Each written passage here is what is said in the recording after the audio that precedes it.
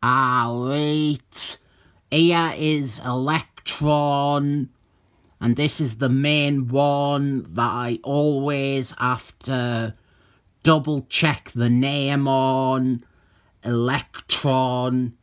This is a character from the Imperial Guard, the League of a Superman, and he is spinning off into his own series for some reason, which ties into the Legends crossover.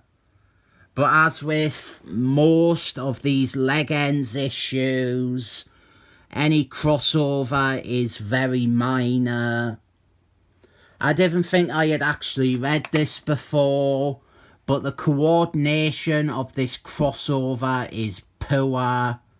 In issue 1 of the main Legends series, we saw Electron get beaten in a fight by Brimstone, and after his defeat, the Justice League showed up to help him, and that is where that issue ended. This shows something totally different happening. Here we are seeing Electron after his initial defeat by Brimstone, and it is a completely different scene. The Justice League are nowhere to be found. With these Imperial Guard characters at DC, my thing is that I know naught about them, and I struggle to understand their comics because there is so many of them, and then they keep calling each other by their real names, and I have no idea who Jonathan is. You might think that this issue would clue me in on Electron, but I still know absolutely naught about him.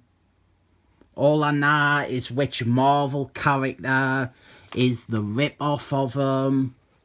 I did, however, learn a lot about his girlfriend, maybe his girlfriend, and she doesn't have a Marvel counterpart. So I decided I will create a new Marvel character in my infamous non-existent Captain America run. Well, I have created a new member of the Shite-Arse Empire's Legion of Superheroes. She is just a rip-off of this character, and she is called Nocturnos. So now I incorrectly call this character Nocturnos. We get to see a backstory here, and it's got to be just how I have ended up reading things about these characters.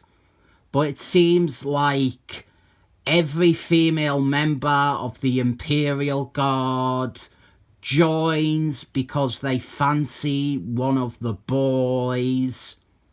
Nocturnos, she fancied Electron, and she dreamt of joining the team, and then she did.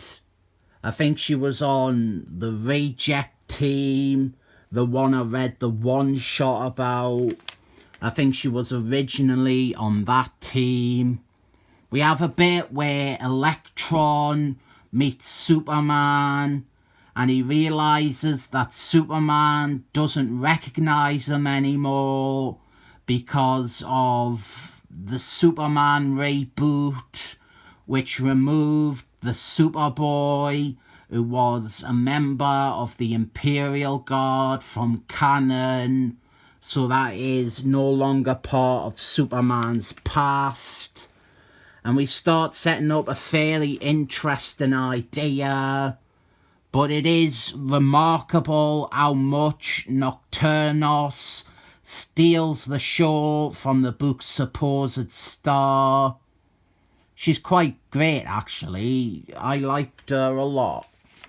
Our idea is that these two Imperial Guardsmen, they have travelled back in time, and they realise that this past they have arrived in isn't the past of their future.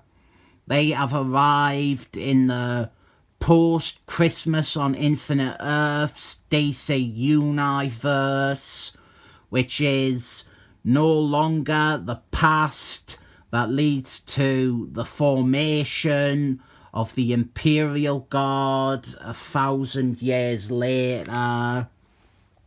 There is a lot of angst and drama about how they are afraid that the past has changed and their timeline no longer exists.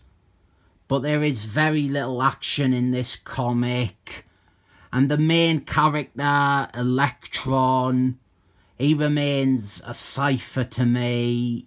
I didn't learn anything new about him, but I learned a lot about Nocturnos. The tie-in to Legends is also thin.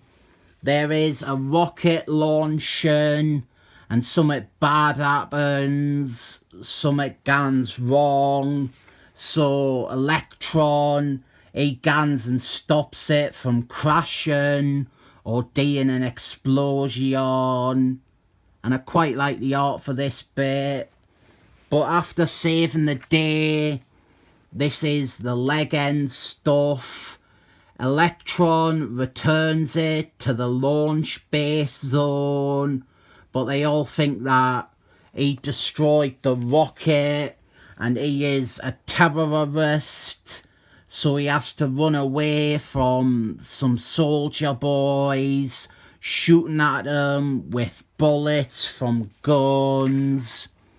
And it is a downbeat ending where Electron mopes about being a failure and not being able to stand on his own without the rest of the Imperial Guard.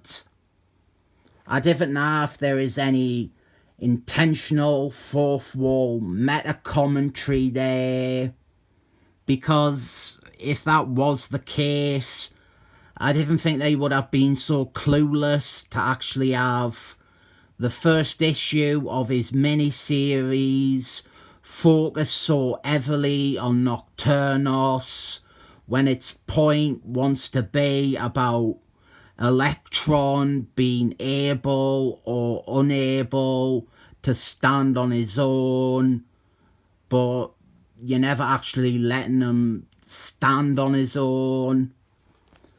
I really didn't know what to make of this. It's not bad, but it's nothing special or maybe even good.